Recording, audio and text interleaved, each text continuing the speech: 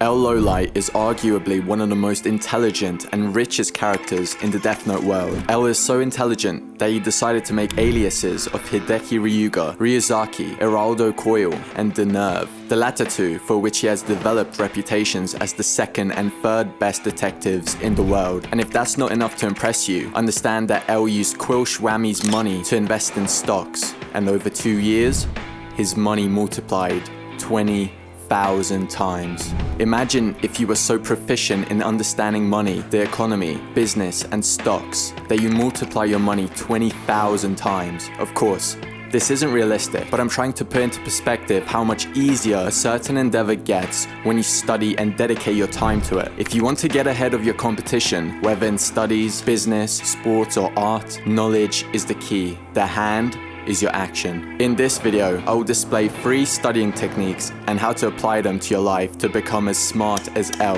Do not skip the video, as you will skip crucial steps that may help you become 1% better. Feel free to turn on subtitles or listen to the video whilst multitasking. This is the power analysis, and you're watching how to study like L Lawliet.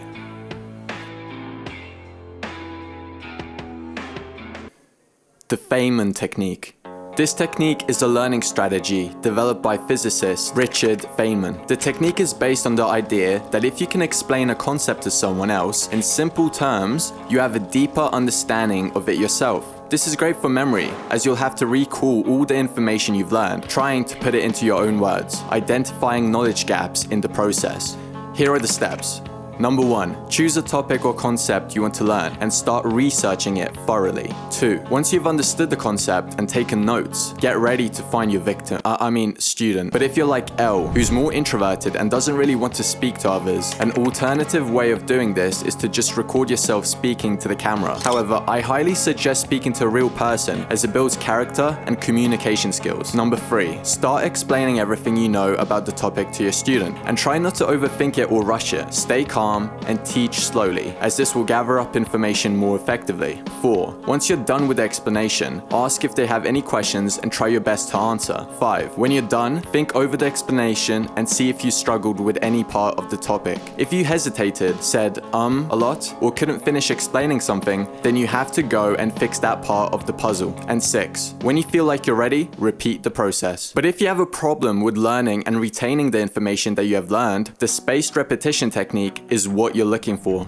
Created by Hermann Ebbinghaus and Sebastian Leitner, this technique involves reviewing material at increasing intervals of time. By spacing out your review sessions, you can improve your retention and recall of information over the long term. This sort of technique is brilliant for the people who want to retain information even 5 years later, just like L Lawliet, who has a sharp mind on topics that he hasn't revisited in years. The steps are simple. 1, I recommend getting flashcards where you can write the information that you want to learn and keep coming back to it without having to pick up a huge book or searching the internet every time. 2, understand what the information is and write it in your flashcards. You can use as many as you like and as much information as you like. The more, the better. Your brain is more powerful than you think, so pushing yourself to the limit isn't a bad thing. Once you're done, go back to your day normally. 3, 8 hours later, go back to your flashcards and recall what the information is. Spend some time doing this. After it, your brain should have already stored around 40% of the information.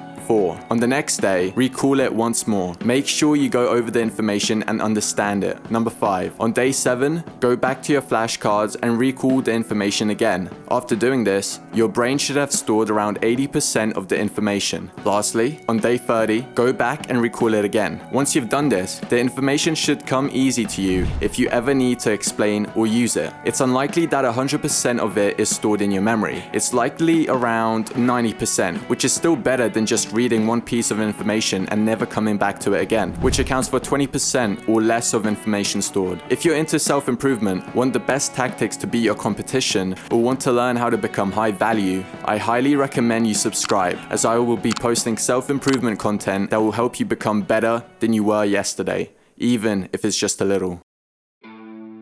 Soul theory. Soul theory is created by me, and this is something that can 10x your learning ability. Just like any other genius that has achieved great success, they gave their soul, aka their time, to that endeavor. If you want better grades at mathematics, you need to see yourself as a mathematician. Everything needs to be numbers to you. You need to surround yourself with it every waking moment. Now, this may be extreme, but it's the quickest way to learning and understanding. It's even better if you actually enjoy the subject too, as you'll probably spend more time on it anyway, not constricting yourself to a dull schedule. L Lawliet is a detective. That's his job, and he does it every single day, getting better and more creative at it over time. See this as somewhat an obsession, though it's a little fabricated, which is fine.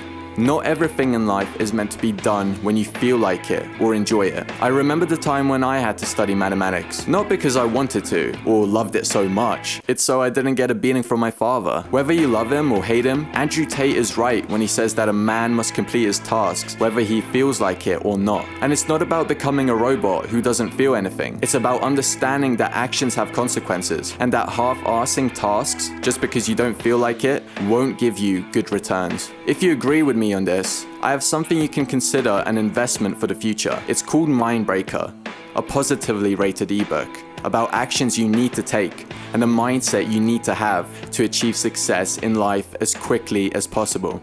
The link is in the description if you're interested.